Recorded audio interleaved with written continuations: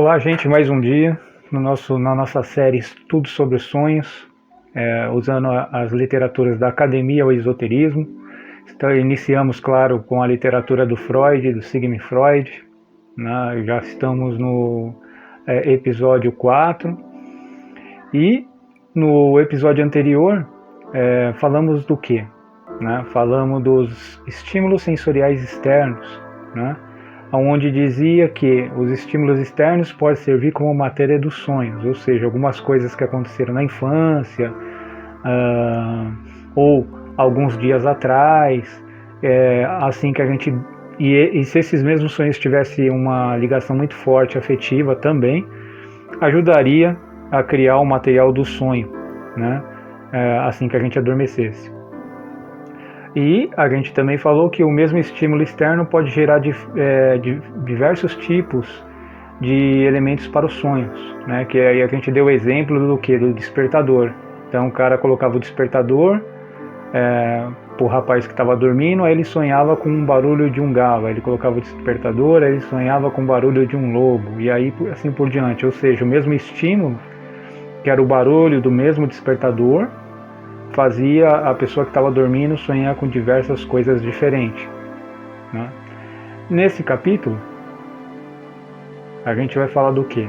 A gente vai falar das excitações sensoriais internas ou subjetivas, ou seja, o que está no nosso inconsciente, né?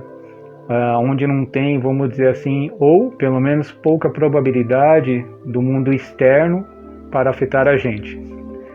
Então, a gente vai falar que os estímulos externos, só eles não dá para explicar todo o material do sonho, segundo o que o Freud diz, né? Precisa de estudar outros estímulos além dele, né? E também vamos falar da hipnagógicas, ou sonhos... deixa eu pegar o nome dos sonhos. São sonhos... fenômenos visuais imaginativos, né, que é muito próximo da paralisia do sono também. E aí a pergunta que fica é como funcionam as excitações sensoriais internas, né? Como que vai funcionar esse processo do nosso inconsciente, né, sem, não só com fontes externas, está criando também elementos para o sonho. É justamente disso que a gente vai falar. Então, vamos começar como sempre, o Freud diz: apesar de quaisquer objeções em contrário, é forçoso admitir que o papel desempenhado na causa dos sonhos pelas excitações sensoriais objetivas durante o sono permanece indiscutível. Ou seja, o que acontece, né, quando a gente está acordado, a gente leva para o sono e isso cria elementos para os sonhos. Isso, segundo o autor, é indiscutível. Isso sempre vai acontecer. Por sua natureza e frequência, esses estímulos parecem insuficientes para explicar todas as imagens dos sonhos. Somos incentivados a buscar outras fontes de sonhos que dê para fazer analogias para entender melhor seu funcionamento, ou seja, buscar outras fontes. O Sigmund Freud verificou, de acordo com o que ele leu, que só os elementos externos não adiantavam, né, para explicar os elementos dos sonhos, até por alguma experiência que ele deve ter tido ou deve ter feito com algum paciente. Então ele foi buscar outros elementos, outras fontes, e uma delas foi a subjetiva. Então vamos entender primeiro o que significa hipnagógicas, né, ou sonhos ou fenômenos visuais imaginativos. Se a gente for pegar ao pé da letra, o que significaria seria a transição do sono para a vigília, pode aparecer imagens como material do sonho, ou seja, quando você começa a acordar ou quando você começa a adormecer, informações que estão na retina, né, que é onde fica gravada antes de ir para o sensor óptico, ou antes de ser armazenado, né, no córtex cerebral, né, fica gravada as informações. E aí a gente cria uma ilusão. Quando, por exemplo, a gente acorda dorme por um período muito prolongado, e aí a gente começa a acordar devagar e a gente começa a ver vulto dentro do quarto. O que está acontecendo? Você está acordando, só que as imagens ainda elas estão na retina, né, do seu organismo, né, que fica no fundo da córnea, né, no fundo dos olhos, desculpa, melhor dizendo, que fica no fundo dos olhos. Então, essa retina, ela vai antes tem a retina e tem o nervo óptico que vai ser conectado no córtex occipital, né? Que é no lobo occipital, não no córtex, no lobo occipital. Então, o que acontece? Então, você dorme, aí a hora que você acorda, como ainda se a imagem ainda estiver gravado na retina, é capaz de você ver vultos no quarto, mas esses vultos eles vão estar ligados ainda ao sonho quando você estava dormindo. Ao mesmo tempo, ao contrário, você pode estar dormindo, começando a adormecer e de repente você abre os olhos por algum motivo, ou seus olhos se abrem até involuntariamente, e você vê vulto no quarto do mesmo jeito, antes mesmo de dormir plenamente, né? E aí ele vai pesquisar quem? Wundt. Quem que foi o Wundt? A gente falou no episódio passado que era o pai da psicologia moderna, né? Ou o pai da psicologia objetiva, né? E o Wundt diz o seguinte, vamos lá. O Wundt ele vai falar o quê? Na produção das ilusões que ocorrem nos sonhos, pelas sensações visuais e auditivas subjetivas que não são familiares no estado de vigília, como as áreas de luminosidade que se tornam visíveis para nós quando no nosso campo visual é obscurecido, como o tinido ou zumbido nos ouvidos e assim por diante. Especialmente importante entre eles são as excitações subjetivas na retina, como eu estou falando, né? A gente pega essas informações do dia a dia, adormece, e aí quando ou a gente começa a adormecer, ou quando a gente acorda, essas informações podem estar ainda sendo excitadas na retina. E aí ele continua. É dessa forma que se deve explicar a notável tendência dos sonhos fazerem diante dos olhos, objetos semelhantes aos idênticos em grande número. Vemos diante de nós inúmeros pássaros, borboletas, peixes, contas coloridas, flores, etc. Aqui, a poeira luminosa no campo obscurecido da visão assume uma forma fantástica, e os numerosos pontos de que ela se compõe são incorporados ao sonho com um número equivalente de imagem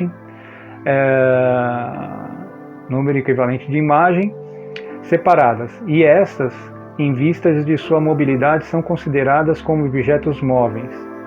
Isso também constitui, sem dúvida, a base de grande predileção demonstrada pelos sonhos, por parte de toda sorte de figuras de animais, pois a imensa variedade de tais formas pode se ajustar facilmente à forma específica assumida pelas imagens luminosas subjetivas.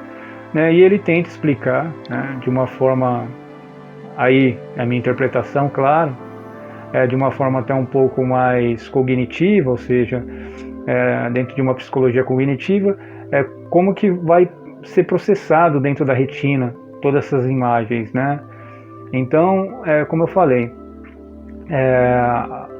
você dormiu, a informação ainda está dentro de você, né? Daquele sonho. Assim que você começa a acordar, adormecer, caso você abra os olhos e tenha esse sonho imaginativo, né? Ou hipnagógico, vai acontecer de você ver o vulto. Por quê? Porque ainda essa informação ficou gravada na retina. Mas pode ter distorções também, que é o que ele acaba falando sobre as linhas, sobre os objetos, né? E ele continua, como as fontes de imagens dos sonhos, as excitações sensoriais subjetivas possuem a vantagem óbvia de não dependerem, como as objetivas, de circunstâncias fortuitas externas. Ou seja, a desvantagem em relação os estímulos externos é o quê? Que com o estímulo externo você consegue identificar mais ou menos o que causou o sonho. No caso das excitações sensoriais internas, fica bem difícil de você entender exatamente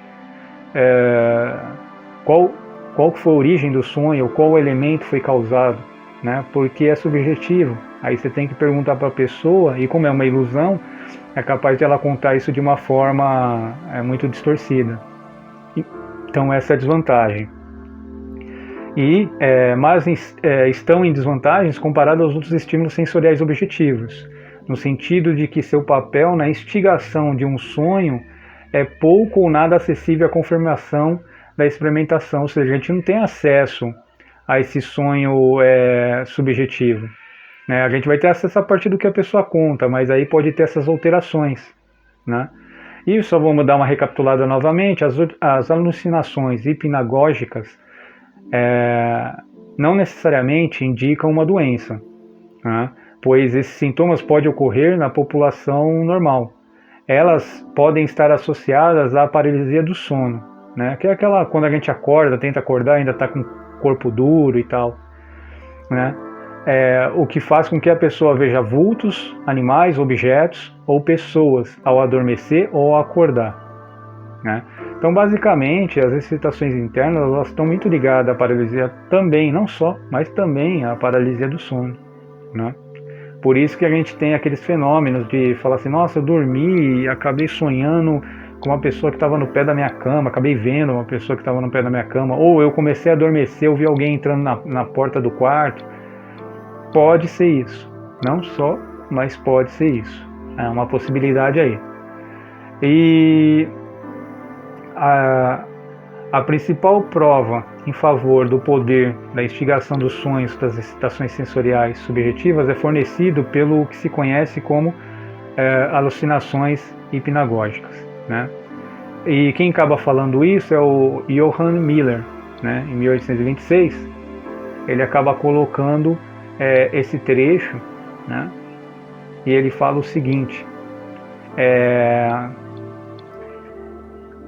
esses consistem em imagens com frequência muito nítidas e rapidamente mutáveis, que tende a seguir de forma bastante habitual em algumas pessoas, durante o período do adormecimento, e também pode persistir por algum tempo depois dos olhos se abrirem. Né? Então, como eu falei, você está deitado e aí você começa a acordar e você abre os olhos, e como essa imagem, essa informação ainda está gravada na retina, né? Você acaba vendo isso. Hoje, né, a gente poderia falar que acabou ficando gravado na memória de curto prazo ou memória sensorial, mas eles não usavam esse termo na época, né, da forma que se usa hoje. Né? Hoje poderíamos falar que fica gravado na memória sensorial, que é a memória de curto prazo, antes dela chegar na memória de trabalho e aí sim na memória de longo prazo para ser gravada no córtex de vez, no córtex cerebral. O Maury, né, aquele velho Maury que a gente já vem falando há bastante tempo, né, só para lembrar quem foi Maury, porque ele vai ser citado bastante no livro do Freud, ele foi um médico francês, né, que escreveu algumas literaturas sobre a interpretação dos sonhos e os efeitos dos estímulos externos também, né? Então ele fala do Maury. O que o Maury vai falar? Né? Faz-se necessário uma certa dose de passividade mental. Né? Aqui o que aconteceu? Eles tentaram criar um experimento para tentar verificar com mais eficácia essas alucinações. Né? E o Maury foi um deles que criou um método para tentar fazer isso, né? Eu particularmente ainda não tentei, mas eu vou tentar. Faz-se necessária uma certa dose de passividade mental, um relaxamento do esforço da atenção. No entanto, basta cair no estado de cansaço desse tipo por apenas uns segundos ou alguns segundos, contanto que esteja predisposto, né? Contanto que você esteja realmente cansado, para que se experimente uma alucinação hipnagógica. Depois disso, pode-se acordar normalmente e é possível que o processo se repita várias vezes até que você realmente adormeça. Né? Aí, Maury verificou que quando lhe acontecia acordar mais de uma vez após um intervalo muito prolongado, ele conseguia detectar em seus sonhos as mesmas imagens que havia flutuado diante dele como alucinações hipnóticas antes de adormecer. Então ele criou um método aí para poder identificar essas imagens, para ver esses vultos, né, antes de adormecer ou no momento que você acorda, né? Quem quiser tentar, é mais ou menos por aí que ele acaba dizendo, né? Eu particularmente tenho vários, né, dessas alucinações de acordar e ver assim que eu estou adormecendo, eu acabo vendo alguma coisa no quarto, às vezes a hora que eu estou acordando também, né? Por quê? Porque eu penso muito, eu durmo pensando muitas coisas, eu durmo com o rádio ligado, né? Eu gosto de ouvir rádio, né? Então é capaz do meu cérebro estar armazenando essa informação constantemente, né? E aí ele dá um outro exemplo, né, muito interessante, sobre que agora é uma outra forma de acabar verificando o estímulo interno, né, ou excitação interna subjetiva. E ele diz: quando sentia fome por ter entrado numa dieta, tive uma visão hipnagógica de um prato e de uma mão, em uma mão eu segurava um garfo que servia da comida, ou seja, ele teve um sonho de que segurava numa mão um prato e a outra um garfo. No sonho seguinte, estava sentado em uma mesa farta e ouvia o barulho feito com os garfos pelas pessoas que jantavam, né? Ainda numa outra ocasião, quando fui dormir com os olhos irritados e doloridos, tive uma alucinação hipnótica com alguns sinais microscopicamente pequenos que só pode se decifrar um a um, com extrema dificuldade. Despertei uma hora depois e se lembrei de um sonho em que havia lido um livro impresso com os tipos muito pequenos, ou seja, com as letras muito pequenas, que eu lia com grande esforço, né? Então o Maori ele acaba dando também, né, mais um pouco da sua experiência, né, sobre essas excitações internas, né? Então a gente verifica que ele acaba dormindo com fome, ou seja, o organismo acaba colocando elementos no sonho dele para ele se alimentar, né? E aí ele coloca também as alucinações auditivas de palavras, nomes e assim por diante, também pode ocorrer, né, hipnagogicamente, da mesma forma que as imagens visuais, e serem então repetidas num sonho, tal como anuncia os temas tal como foi anunciados nos temas principais anteriores, né, como a gente acabou falando. Pode ser no caso de uma ópera também, né? Ou como eu falei sobre a minha experiência particular, eu durmo com o rádio ligado. Então é muito comum às vezes eu sonhar com coisas que eu ouvi no rádio, né? Ou acabar acordando e vendo alguma coisa parecida, né? Tendo essa alucinação. Por quê? Porque justamente está acontecendo isso, a informação está entrando pelo ouvido, né? E como é constante, porque o rádio fica ligado a noite toda, assim que eu acordo, assim, essa informação ainda está dentro, né, dos meus sensores, né, no sensor auditivo, e eu acabo tendo essa ilusão. E o Maori faz essa experiência em 1878, né? Um outro observador também das alucinações hipnagógicas foi o G. Trumbull Land, 1892, desculpa. E ele diz o seguinte: seguiu a mesma orientação, aí é o Freud dizendo sobre ele, seguiu a mesma orientação de Miller e Maury. Depois de praticar um pouco, tornou-se capaz de se acordar repetidamente sem abrir os olhos, 2 a 5 minutos após haver adormecido gradualmente. Assim, teve a oportunidade de comparar as sensações que estavam na retina, que acabavam de desaparecer com as imagens dos sonhos que lhe persistiam na memória. Então ele fez esse mesmo teste, né? Qual era o teste? Tentar dormir cansado, né? E repetir isso ao longo do dia, né? Tentar acalmar a mente, né? E tentando criar esse hábito.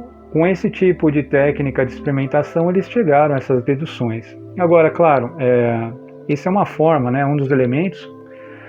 Ao longo da literatura do Freud, ele vai mostrar outros elementos como que podem aparecer no sonho, mas já temos dois, né? Então A gente já tem os elementos sensoriais externos, né? Ou seja, o que acontece na nossa vida no cotidiano, enquanto estamos acordados, ou na infância, ou há 2 dias atrás. E agora temos as excitações sensoriais subjetivas, que acontece o quê? Ou com as alucinações imaginativas, hipnagógicas, né? Ou seja, a gente dorme, só que a gente acorda e ainda essa informação fica gravada na retina, né? E aí a gente acaba sonhando, ou a gente começa a adormecer, a informação começa a entrar na retina e a gente consegue ver esses vultos como se fossem reais no nosso quarto, ou onde a gente estiver adormecendo. Então é isso, gente. No próximo capítulo a gente vai falar dos estímulos somáticos orgânicos internos, né? Que vai falar sobre todo o organismo, como que funciona esse processo todo, o impacto que o organismo tem e como que ele joga isso para os sonhos, né? Então, para quem não conhece o canal, se inscreva no canal, né? O e-mail está aí, o WhatsApp para qualquer dúvida, e a gente se vê na próxima semana. Muito obrigado, até mais.